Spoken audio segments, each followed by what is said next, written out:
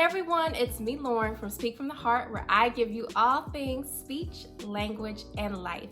I am a licensed and certified speech language pathologist, and I'm so happy that you are viewing this newest video. Let's hop right into it. Today I am sharing my top 4 books that I believe every SLP and SLP student especially should have sitting on their bookshelf. I love these books. I've personally used these books from the time I was a graduate student up until today. I still use these in my practice, so I do think that they're really good investments. I always say, do not rent your textbooks, your SLP related textbooks. Just buy them and hold on to them, because I promise they will serve you well even as a speech language pathologist. Let's hop right in. I'm splitting these books up into 2 areas. So the first area will be more assessment focused, and the second 2 books will be more treatment focused. So let's hop right in. So the first book, I've talked about this in previous videos, and I love this book. So this is a guide to clinical assessment and professional report writing in speech language pathology. And if you're anything like me, clinical writing is difficult. It's so different than writing for like an English course or journaling or anything like that, because you want to make sure that it's detailed, but it's succinct and it's easy to follow. So as a graduate student, I really struggled with clinical writing, and I stumbled upon this book here, and my writing improved literally like instantly.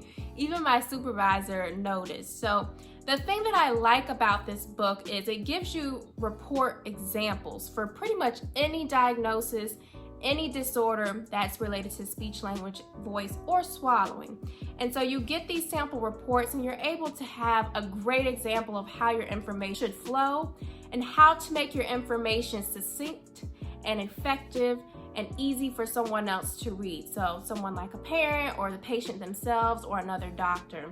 Another thing that I like about this is it gives you examples of standardized assessments that you can give, non-standardized assessments that you can give to get information for your evaluation reports, and also norm information for certain speech tasks that you can include in your report. So it's a very comprehensive book. Of course, don't plagiarize the reports, but definitely if you're struggling with clinical writing, or even if you're not, buy this book, because you will come across a case one day where you're like, I don't know how to report this information. And this book will help you, I promise. So moving on to the next assessment book, and I also purchased this book in graduate school. So we have this right here. In grad school, we refer to this as the Shipley Manual because it's written by Kenneth Shipley. But this is the Assessment in Speech Language Pathology Resource Manual. And again, this is a great resource.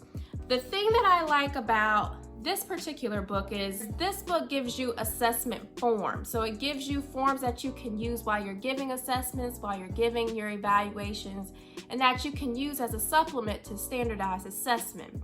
So I wouldn't recommend taking these forms and only using these forms as your evaluation material, although you most certainly can. But I do think it provides really good supplements. So there are forms in here for when you provide a bedside swallow eval. There are forms in here for fluency evals, for aphasia evals, cognitive communication evals. I mean, pretty much any disorder, there is a form in here that will help you conduct an evaluation for that disorder or for that diagnosis. And I particularly like this book for that fact. So I'll give you an example. Just a couple of weeks ago, I had an adult fluency eval, which I don't see those that frequently. So I used what's called the modified S scale, which was in this book. And it's like a questionnaire where the patient responds true or false to how they feel in particular communicative scenario. So that gives me a little bit of information, and I can also re-administer at the end of therapy to track progress and to report progress. If you need a form, if you need something specific, I definitely recommend buying this book. All right, so we went through our 2 evaluation books. So let's talk about treatment-focused books. So these are my top 2. I think that everyone should buy, everyone should have sitting on their bookshelf. The first one is this book here. There we go. And this is Clinical Methods and Practicum in Speech Language Pathology. So I actually think this book is more so for the student that's transitioning to like their off-campus externships, but it's great for anybody. The one thing that I like about this book is, let's say you have a particular client come in with a certain diagnosis, let's say dysphagia. What I like about this book is you can go in, you can look at the dysphagia section, and it gives you evidence-based treatment techniques or exercises for dysphagia. And it tells you why. So why are we going to use this technique? What is the evidence that backs it? And it also gives you some references. So there are references to support each treatment technique or exercise. And I think I like that the most about this book, because you can go in, you look for the diagnosis or the disorder, it gives you the evidence, so you can always do additional research by just looking at the references that it provides. But it is a great resource for just specific treatment techniques related to various speech and language disorders. And this is not specific to one setting or one population. If you're working with peds or adults, this book will be very beneficial for you. It also comes with sample referral letters. So if you have to make a referral to another type of doctor or specialist, it does come with sample referral letters that I think are really helpful, because as SLPs, we definitely have to refer out. So I recommend buying this book. I think by now it's on the 6th edition, but it is a great resource to have for treatment. And the last book that I'm recommending, I love this book, it's just so cute, is Hedges Pocket Guide. Y'all, this book, Hedge is the real MVP, let me tell you. So this is Hedges Pocket Guide to Treatment in Speech Language Pathology. And I love this book because it's almost like in an index format where everything is in alphabetical order. So aphasia would be before dysarthria, and dysarthria would be before voice disorders. So it's all in alphabetical order, which makes it really easy to find exactly what you're looking for. And what it does is it gives you a quick reference for treatment techniques for, again, pediatric, adult and geriatric, speech, language, voice, and swallowing, and cognitive communication disorders. Let's say you're looking for treatment ideas for transcortical motor aphasia.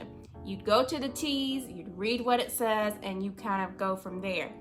Now, one thing I will say about this book is it doesn't give you really specific techniques, but it does offer you a really good starting point if you're just like, I don't know what to do for this patient or for this diagnosis. This is a really great starting point, and it's really easy to locate the information that you need. So definitely recommend this book. Like, this book, like I said, it's the GOAT. It really is. So I hope that this list was helpful. By no means are these all of the books that I feel like every SLP student should have, but I do think these are some of the top 4 for any SLP student, no matter what population you're desiring to work with or whatever population you are currently working with. I think these books will really help you, again, just for your clinical practice and feeling a little more confident with your evaluation and your treatment skills. If you have any questions, please let me know. If you like this video, make sure you give it a thumbs up. And if you have any recommendations on what you think should go on this list, definitely leave them down below. Make sure you subscribe to my channel, and I will see you in the next one. Bye.